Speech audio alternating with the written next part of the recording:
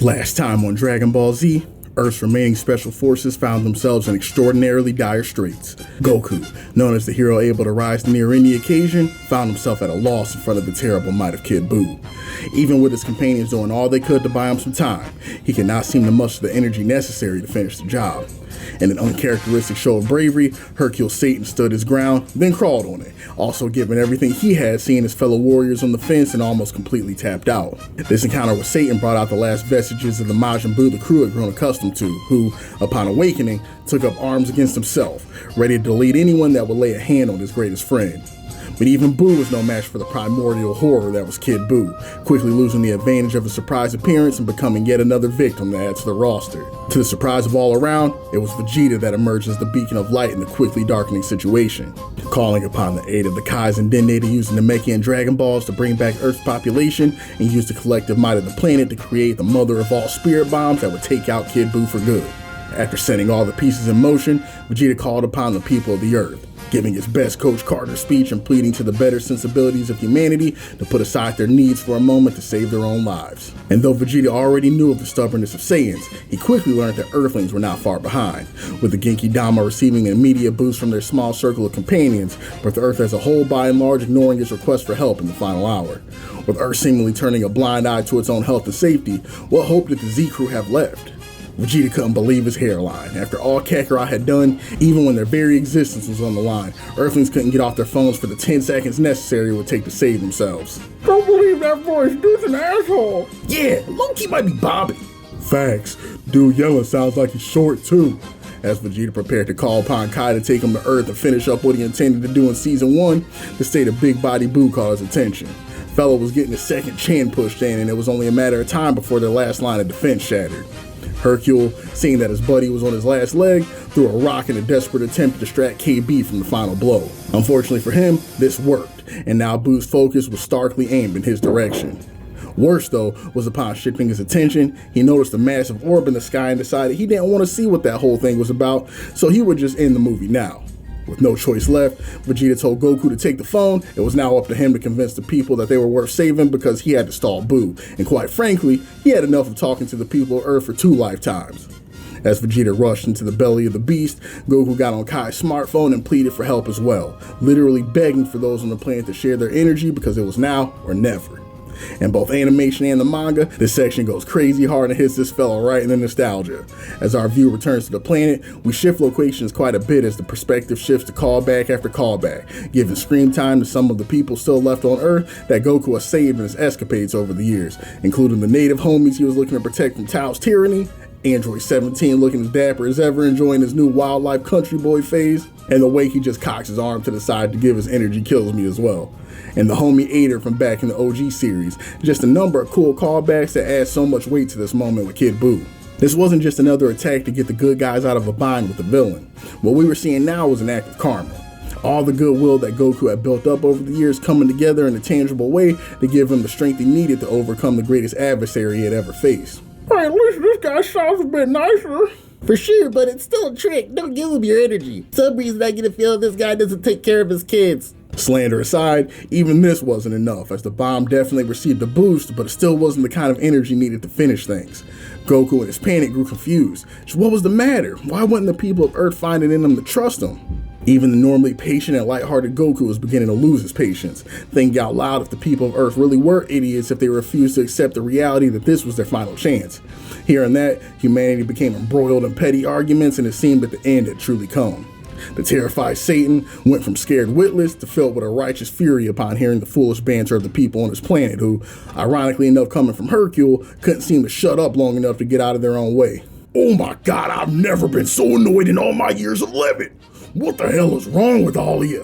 What, you just want to sit here and die? What about me? You just gonna ignore the cries of Mr. Satan? Well, no way. Yo, that actually hurt you? I can smell his manliness from here. Is he the one that's gonna actually save us from Buu? Yeah, that's right. It is I, the galaxy's #1 fighter, Mr. Satan, calling upon each of you to help with the greatest fight of my life.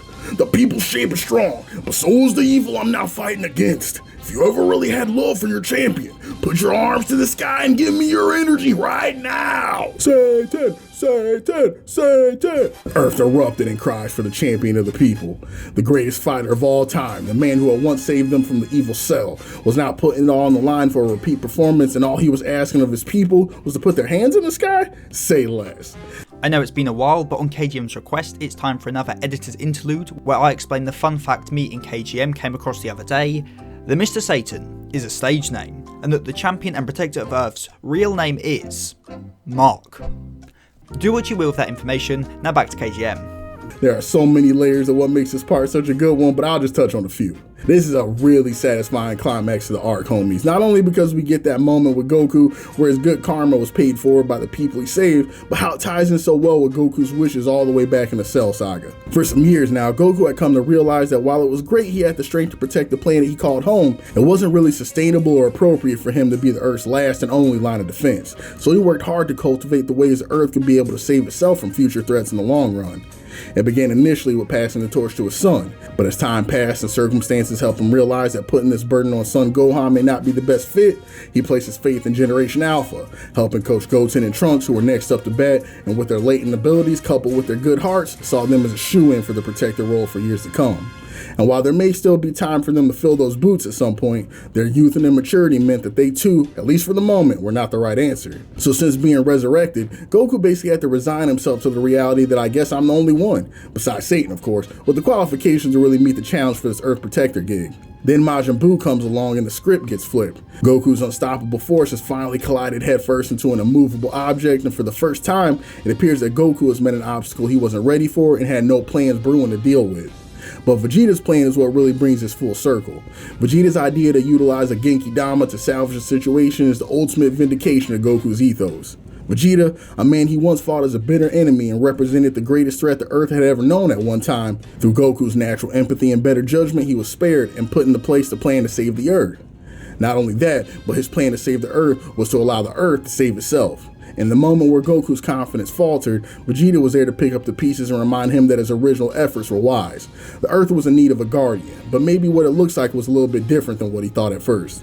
There was nothing wrong in placing their confidence in the Earth, and believing that Earthlings were strong enough and capable of handling their own problems. And as Satan made the rallying cry to his people and the spirit bomb reached critical mass, it proved that Earth, with the right representative and the right motivation, was capable of solving its own problems, and that it was okay for Goku to relinquish his role as the singular protector of the Earth's well-being.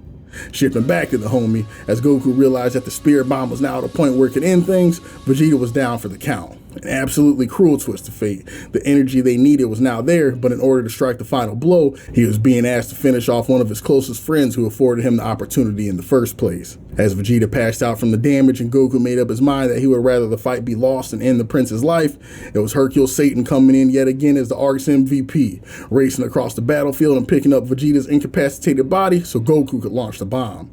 As Goku smiled and acknowledged Hercule as the GOAT, he shifted his attention back to Buu, with all the strength remaining in his lumbar, threw the spirit bomb directly at Kid Buu with the worst possible intentions, ready to erase every trace of that monster from the planet of the Kais without remorse.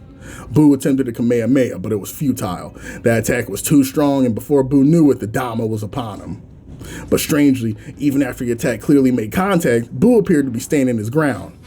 This part never fails to blow my mind, homies. Just how damn strong is Kid Buu? This fella's tanking the Genki Dama to end all Genki Damas barehanded, double pistol chesty, 10 toes down. Not only did he just get done going back-to-back rounds with Super Saiyan 3 Goku, he just ran the gauntlet against Vegeta at his most powerful in the series and Majin Buu on top, and this guy still has enough in the tank to steamroll a Genki Dama made out of literally everyone on Earth's energy, on top of the energy from other planets, and people floating around in the land of the dead. I don't ever want to hear anybody speak on Kid Buu not being that guy. This fella is problems incarnated. Ain't nobody doing it out here like him for real. Damn near all creatures living and dead still watching the Twitch stream now sure beyond a shadow of a doubt that sentient life across the multiverse was now actively on borrowed time. A single little Piccolo residing amongst the Kais and his people had one last idea. So you got a third wish or what? My girl been blowing up my phone and I'm about to split. Oh, our bad, Purunga. One last request. The being called Son Goku. Is it within your power as we speak to restore his energy while in the fight against Majin Buu? Say less. And with the wish confirmed, as Purunga sped off to his nightcap, our view returns to Goku, who on the brink of giving up, receives a call that his energy has been restored and the animation budget is dried up. It's time to end things. Alright, one last point to glaze up Toriyama Sensei because the ending is so perfect. He even found a way to fit in the Dragon Balls, the MacGuffin the entire series has been based on, into the climax of the narrative in an organic way, and I'll never be able to comprehend what went on in that fella's head to be able to pull things together the way he did. Once and forever, rest in power to the GOAT. A newly revitalized Goku powers up to Super Saiyan, and you can see from the look on Boo's face that he knows it's over. Upon reading and listening to Goku's farewell to Boo this time around, I can't deny it got me a little bit. Despite all the destruction and pain Boo wrought on the lives of Goku and the people he loves, in his final moments he still couldn't find it in him to hate the dude.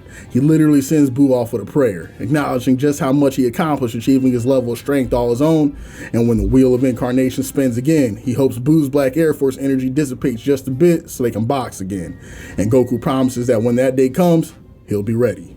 So with one hand waving goodbye and a gentle smile, Goku forces his key into the bomb, giving the final push needed to overcome Kid Buu and end the Majin terror once and for all. And as Goku drifts down to Earth, telling Vegeta the news, he hits the Prince with his trademark thumbs up and smile. It was so genuine that it even managed to pierce the heart of the Prince of all defense mechanisms, ending with him voicing his disdain for his fellow Saiyan, while returning the favor and smiling all the while as the screen fades to black. And here, with the passing of Majin Buu and our heroes' victory, is where we'll call it. Tune in next time, homies, for the last episode of our DBZ series. Majin Buu, or at least Kid Buu, is no more, and our heroes are now working to adjust to life after the galaxy's greatest calamity almost won the day. Old faces change and new ones are introduced as we go on our farewell tour with the Z homies in this last leg of the series. Dust off that battle uniform and lace up your gloves as we enter the battlefield one last time in the conclusion you're not going to want to miss. Be easy, y'all, and catch you again in the conclusion of Z.